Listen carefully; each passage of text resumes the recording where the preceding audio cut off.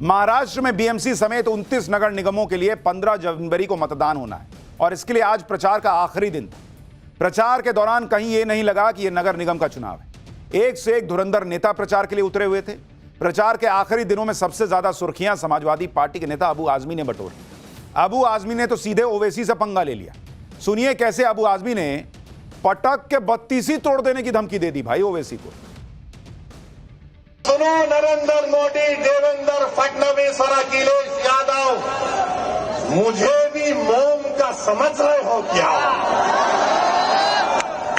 तुम क्या अबू आसिम साहब की तरह मुझे भी मोम का समझ रहे हो क्या? तुम्हारी लौ से ये लोहा पिघल नहीं सकता। तो मेरे अजीज दोस्तों और बुजुर्गों, अब आएंगे समाजवादी के लोग, उत्तर प्रदेश से भी आएंगे और आकर सिर्फ एक ही का नाम लेंगे, दूल्हे भाई आकर ये बोलकर गए। ये औरंगाबाद वाला बहुत बात करता है, अबे मैं उत्तर प्रदेश का हूं, पटक दूंगा 32 बाहर निकल जाएगी, पता नहीं चलेगा कहां चला गया। एक एमपी लेके दंदनाते फिरते हो, मेरे पास 37 एमपी है। 37 एमपी की पार्टी, एक एमपी वाला पूरे देश में जाके इलेक्शन लड़ा रहा है। मेरी 37 एमपी की पार्टी नहीं लड़ाती इलेक्शन, क्योंकि ये पार्टी वोटों का बंटवारा नहीं चाहती। भाषा देख रहे हैं आप, अबू आजमी कह रहे हैं पटक के दांत तोड़ दूंगा। क्या भाषा है भाई। एक दिन पहले ही राज ठाकरे ने अन्नामलाई को गाली दे दी थी, उत्तर भारतीयों को लात मारने की बात कह रहे थे। अब खुलेआम पटक के 32 तोड़ने की बातें होने लगी हैं। ओवैसी के अलावा अबू आजमी ने नीतीश राणे के खिलाफ भी विवादित बयान दिया है। अबू आजमी ने कहा कि जो लोग बड़ी बड़ी बातें कर रहे हैं, अगर जनता ने ताकत दी तो वो उनकी जुबान काट देंगे। सुनिए इन भाई साहब को। यहां का मंत्री बोलता है सर कि कुरान शरीफ पढ़ना है तो पाकिस्तान में जाके पढ़ो, बोलता है ना। अबू आसिम को ताकत दे दो, ऐसी बढ़ती हुई जुबानों को नहीं काट दिया तो अपने बाप की औलाद नहीं। एक मंत्री है, नेपाली दिखता है, टिंगना सा है, अरे बोलता है कि मस्जिद में घुस के मुसलमानों को मारूंगा। क्या हम हिजड़े हैं, क्या मारेगा तू? इतनी ताकत तेरी है, पुलिस को हटा दे और आप मस्जिद में घुस के देख ले क्या हालत तेरी होती है। खुलेआम धमकियां दे रहे हैं समाजवादी पार्टी के लोग। इधर महाराष्ट्र सरकार में मंत्री नीतीश राणे कोई पीछे हैं। नीतीश राणे पहले भी अपने बयानों से विरोधियों में आग लगाते रहे। अब बीएमसी के मेयर को लेकर नीतीश राणे ने जो कहा उस पर भी बवाल मच गया। सुनिए नीतीश राणे। मुख्यमंत्री अगर हिंदुत्ववादी सोच के होंगे तो आपको यहाँ का मेयर भी हिंदुत्ववादी सोच का, मतलब आई लव महादेव वाला ही बिठाना है। इतना मैं आपको कह के जाऊंगा। जय श्री राम बोलने वाले ही हमको इस शहर में दिखने चाहिए। बाकी सब एक कुड़ी चालू हुए लगे, बाकी सब ये सब सर तन से जुदा वाले, ये सब आई लव मोहम्मद वालों को हमको वापस उनके पाकिस्तान में बैठे हुए अब्बाओं के पास भेजना है, इधर से उनको साफ कर देना है। यानी नेता कोई भी हो बॉस, बीएमसी के चुनाव में किसी ने कसर नहीं छोड़ी है। कह रहे हैं कि सबको उठा के पाकिस्तान में अब्बा के पास भेज देंगे। तो बीएमसी का चुनाव जीतेगा तभी भेज पाइएगा, अभी क्यों नहीं भेज रहे हैं? मतलब सब अपने अपने हिसाब से नैरेटिव बना रहे हैं भाई। बड़ी लड़ाई तो मुस्लिम वोटों के लिए चल रही है, क्योंकि ओवैसी पूरी ताकत से लगे हैं कि मुस्लिम वोटों में सेंध लगा दें। असदुद्दीन ओवैसी के साथ अकबरुद्दीन ओवैसी भी महाराष्ट्र में प्रचार कर रहा है। ओवैसी बीएमसी चुनाव के जरिए खुद को मुसलमानों का सबसे बड़ा नेता के तौर पर स्थापित कर रहा है। आप देखिए ओवैसी की प्लानिंग क्या है। ओवैसी ने बीएमसी चुनाव में सबसे ज्यादा मुस्लिम उम्मीदवारों को टिकट दिया है। एआईएमआईएम ने कुल 27 मुस्लिम उम्मीदवार चुनाव में उतारे हैं। मुंबई में मुस्लिम मतदाताओं की संख्या करीब 25% है। ओवैसी मुस्लिम महिला के मेयर बनने की बातें करते हैं, मुसलमानों को लीडरशिप तैयार करने के लिए कहते हैं, मुंबई में संभल और दिल्ली की मस्जिद का मुद्दा उठा देते हैं। ओवैसी जानते हैं कि अगर बीएमसी चुनाव में उनकी पार्टी ने अच्छा प्रदर्शन किया तो उनकी चर्चा नेशनल लेवल पर होने लगी। अगर उन्होंने मुंबई में सेंध लगा दी तो महाराष्ट्र में उनका विस्तार हो जाएगा। इसलिए वो मुसलमानों के सेंटिमेंट भड़काने में कोई कसर नहीं छोड़ रहे। सुनिए एक बार उनको।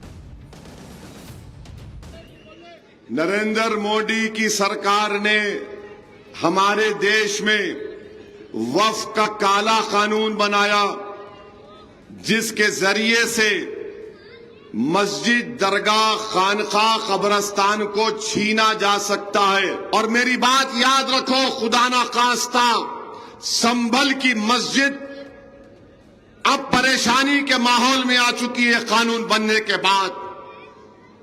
क्या तुमने नहीं देखा कि दिल्ली में 100 साल पुरानी मस्जिद है,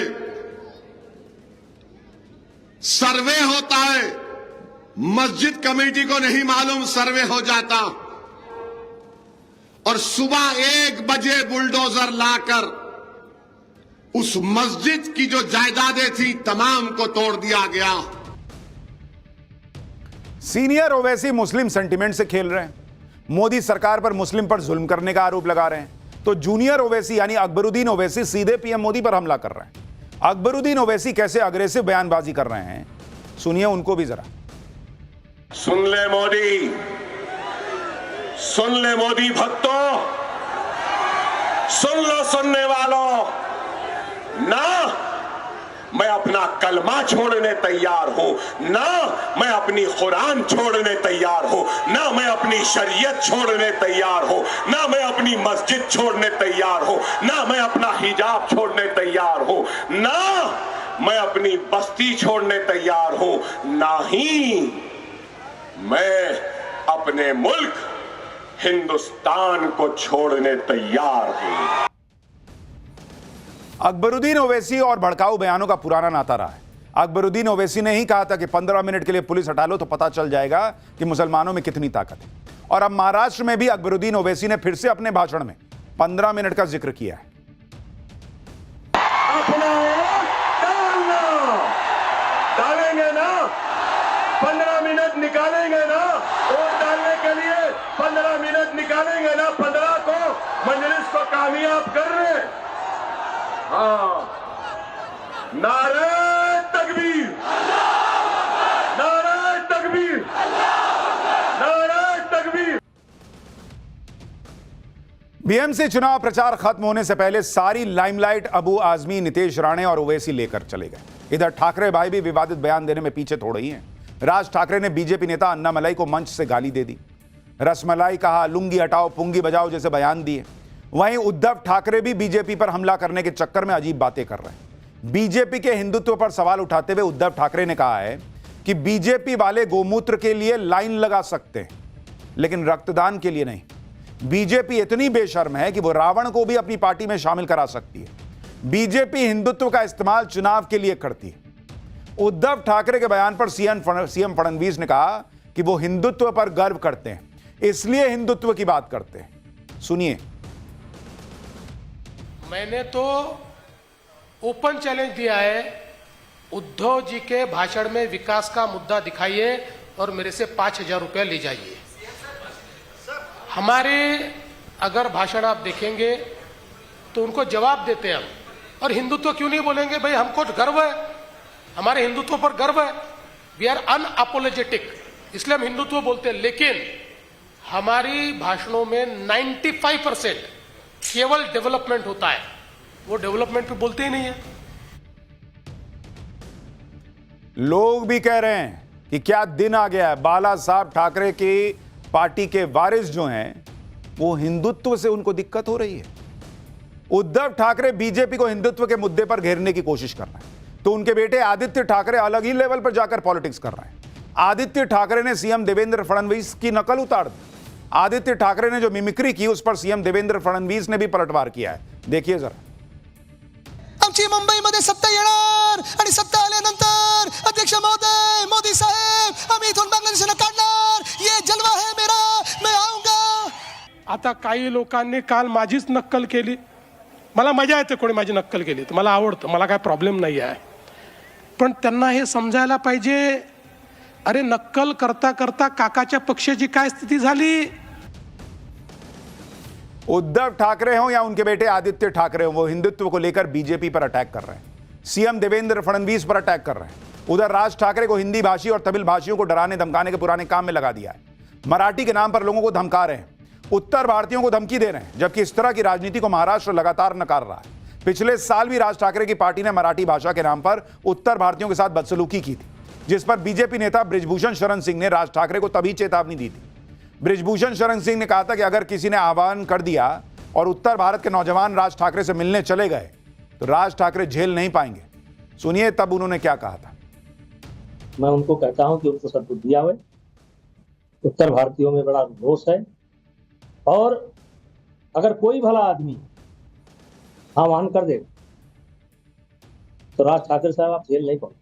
For more of such videos, do like, share and subscribe to ET Now Swadesh.